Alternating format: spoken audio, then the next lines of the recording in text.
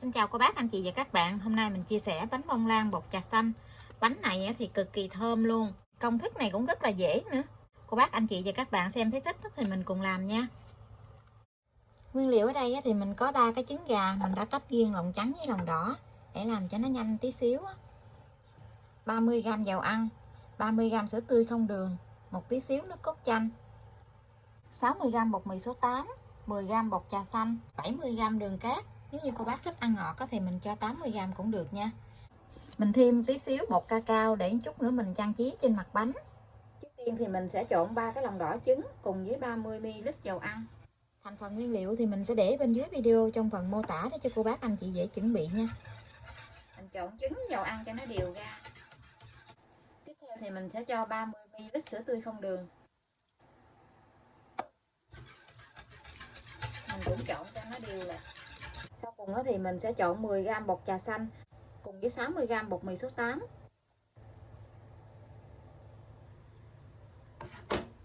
Và mình gây vô. Mình gây để cho cái bột này nó mịn đó.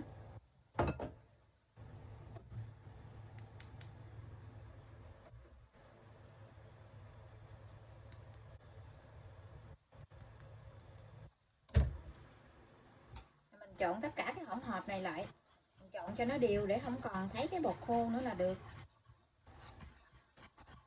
Mình cho bột cái trà xanh vô thì cái bột của mình nó hơi đặc một chút gì nè. Mình trộn cho nó đều lại như vậy là được. Đừng trộn lâu quá, cái bột bánh của mình nó dễ bị chai á. Vậy thì mình để riêng một bên. Sẽ đánh bông 3 cái lòng trắng trứng này cùng với một tí xíu nước cốt chanh, khoảng chừng 1 muỗng cà phê nước cốt chanh. Nước cốt chanh hoặc là giấm cũng được.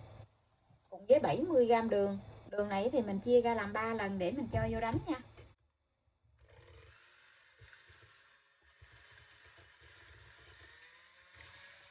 Mình thấy bọt bóng nó nổi lên bọt lớn thì mình sẽ cho lượng đường thứ nhất vô.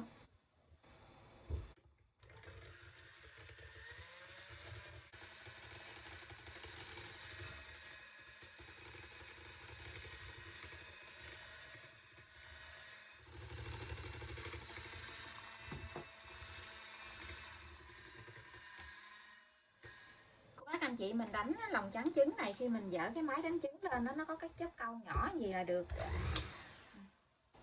Chớp câu mềm, không có cứng. Như vậy là được nha. Mình sẽ lấy 1/3 lòng trắng trứng này qua bên cái thau bột trà xanh. Mình dùng cái khối lòng này là mình trộn cho nó đều lại, cho nó tan cái phần bột này ra nè.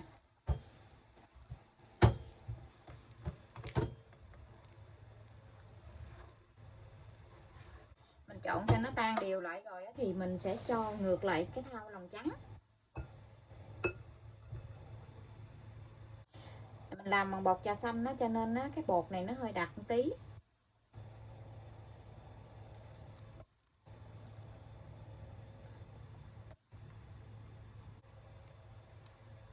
Mình dùng cái khối này mình trộn cho nó đều lại.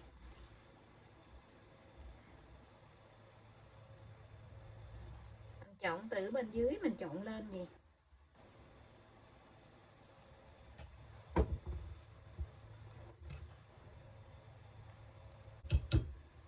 Và mình dùng cái muỗng dẹp này nè, mình vét cái bột lại. Mình trộn lại một lần nữa cho nó đều. Mình vét từ ở bên dưới lên vậy nè. Tại vì cái phần lòng trắng nó còn đọng ở bên dưới cái đáy tô á.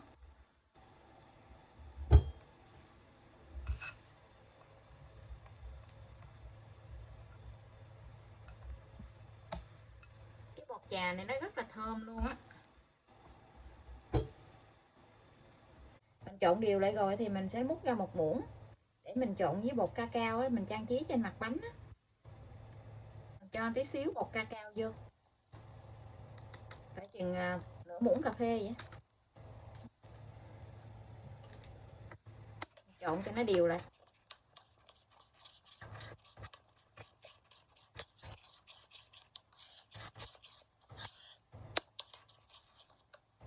Là mình cho bột vào trong khuôn để nướng luôn nha.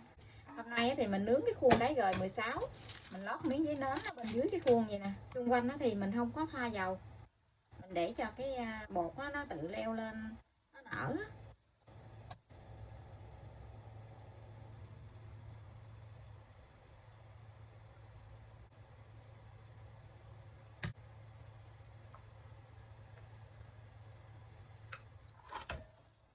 bột vô trong khuôn rồi thì cô bác anh chị mình dùng cái đũa nhọn á, mình dàn cho nó đều cái mặt bánh ra.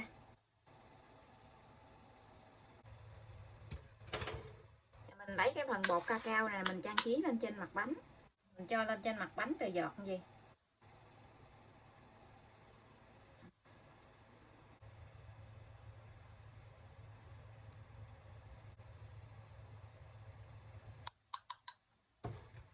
Xong rồi thì cô bác lấy chiếc đũa nè, mình đi theo gì.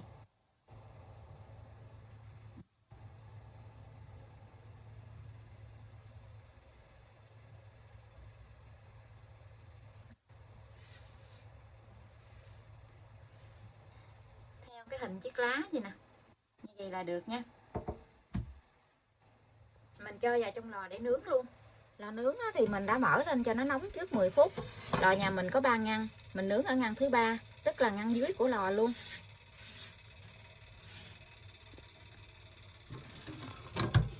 Mình nướng ở nhiệt độ là 145 độ C, mở 2 lửa. Thời gian nướng là 45 phút, không cần mở quạt. Cô bác anh chị canh nhiệt độ nóng của lò nhà mình nha. Mỗi một cái lò nướng cái độ nóng nó khác nhau á.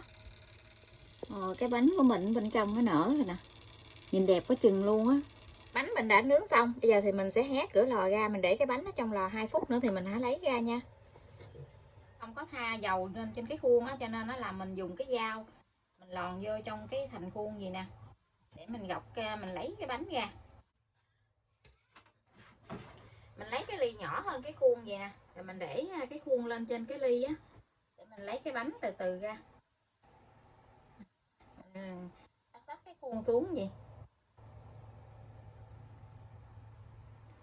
Wow, cái bánh hay da ngon quá chừng luôn á.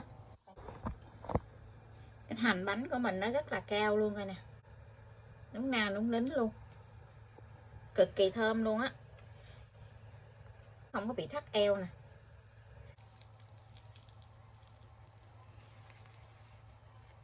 Ở bên dưới nó cực kỳ đẹp luôn nè, thích quá chừng luôn ha. Bây giờ thì mình sẽ cắt ra nha.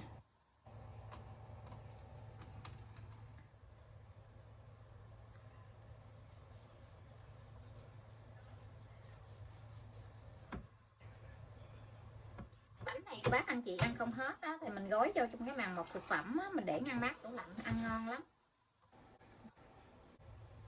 Xốp nè, nó có cái độ đàn hồi của bánh rất là tốt luôn.